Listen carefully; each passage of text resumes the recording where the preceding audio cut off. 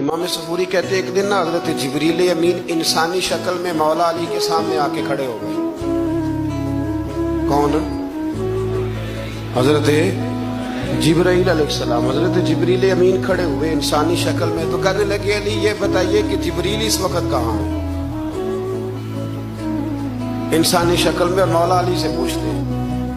تو کچھ جو آج کل ہمارے شاگرد حضرات پڑھ جاتے ہیں نا تو وہ ذرا جلدی کرتے ہیں جواب دینے میں. بڑوں کو جب جواب بھی دینا بزرگوں کو تو جواب میں بھی آداب کا خیال ہونا چاہیے. اگر آپ کو سوال آتا بھی ہو تو پھر بھی اس میں آداب کا خیال آپ رکھیں گے. آپ فٹافٹ نہیں کہہ دیں گے کہ جناب یہ اس کا جواب ہے یہ معنی ہے, فوراً نہیں آپ کہہ دیں گے. آپ اس میں بھی آداب کا خیال کریں گے.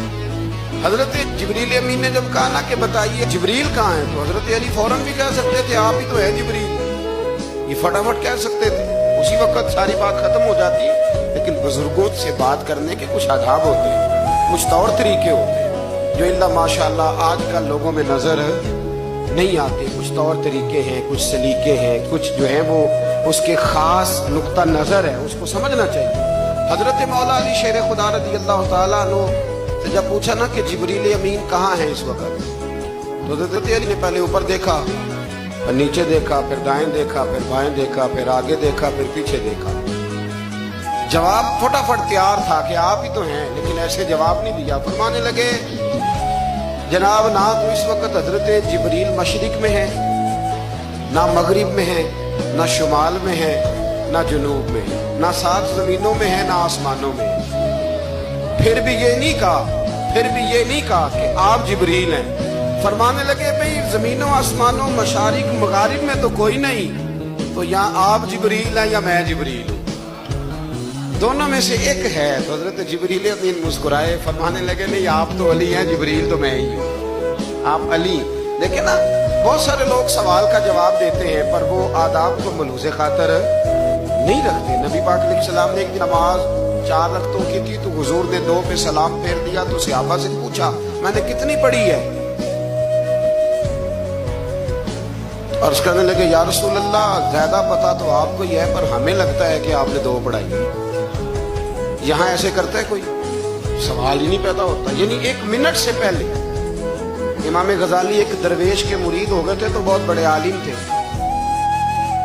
آپ کو پتا ہے عالم آدمی کا مرید ہونا اللہ ہی خیر کرے کسی کرامت سے کم نہیں ہوتا, بڑا مشکل ہوتا ہے. وہ کسی کی غلامی کرے وہ بڑا مشکل ہوتا ہے, مطلب کٹھن ماحول ہوتا ہے.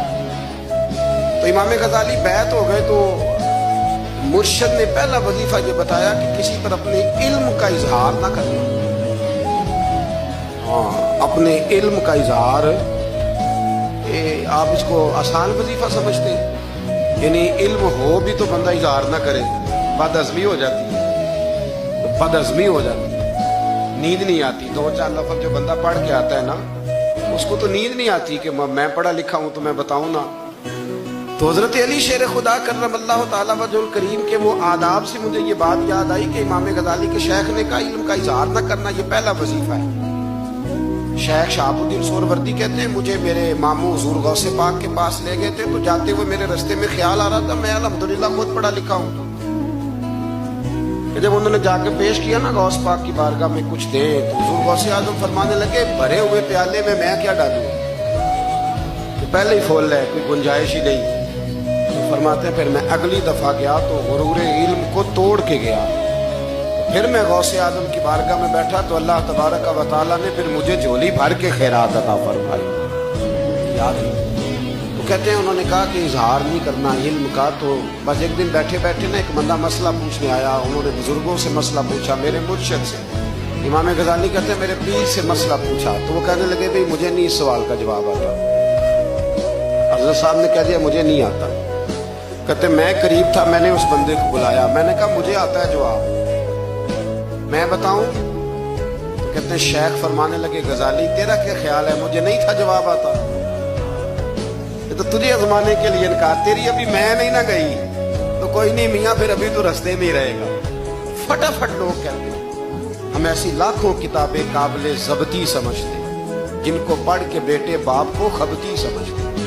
ایک بات یہ کہ ان سے محبت کرنی ہے، دوسری بات یہ کہ ان کی سیرت. پہلی بات زندگی میں ادب بڑا کیا مولا علی شیر خدا، بڑا ادب کیا. حضرت علی کہتے ہیں میں نے نبی پاک سے ایک سوال پوچھنا تھا تو میں نے 14 دن انتظار کیا. یعنی سوال جو ذہن میں آ جائے تو نمبر پاس ہوتا ہے، تو 14 منٹ انتظار ہوتا ہے، میں نے تو گھنٹے کا ہی نہیں. یعنی 14 منٹ بھی بندے انتظار، سوال ہی پیدا نہیں ہوتا. اور اگر پیر صاحب فون نہ ریسیو کرے تو وہ متکبر ہے، اگر وہ فون نہ اٹھائیں تو پھر یہ ہے کہ اب دین کی بات کس سے پوچھیں جی ہم، پھر ہمارے پاس فلسفہ ہے. کہتے میں نے 14 دن انتظار کیا. کیا؟ مولا علی فرماتے میرے دل میں خیال تھا کہ کوئی اور آ جائے اور جو میں بات پوچھنا چاہتا ہوں وہ نبی پاک سے پوچھ لے، وہ حضور سے پوچھ لے تو میرا بھی چلو معاملہ بن جائے.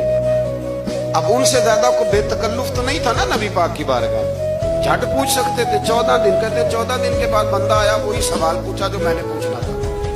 تو کہتے حضور جواب اسے دے رہے تھے اور دیکھ میری طرف رہے، جواب اسے دے رہے تھے اور توجہ حضور کی میری جانب. ایک ان کی زندگی میں ادب بڑا ہے.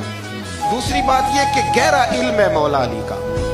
ہمارے ہاں لوگوں کے پاس علم ہوتا ہے، اللہ ماشاءاللہ بڑے بڑے اچھے علماء ہیں، لیکن بعض جگہ پہ علم بڑا سطحی سا ہے، سطحی سا. یعنی ساری زندگی جس بندے نے علم پڑھا ہے وہ گہرائی تک نہیں اترا، یعنی اس پر عمل نہیں کر سکا. تو اگر میرا علم مجھے نفع نہیں دے رہا تو میرا علم کسی کو کیا نفع دے گا. حضرت علی کا علم گہرا تھا، سیانہ علم تھا، گہرائی والی بات کرتے تھے، بڑی سوچ سمجھ کے فیصلہ کرتے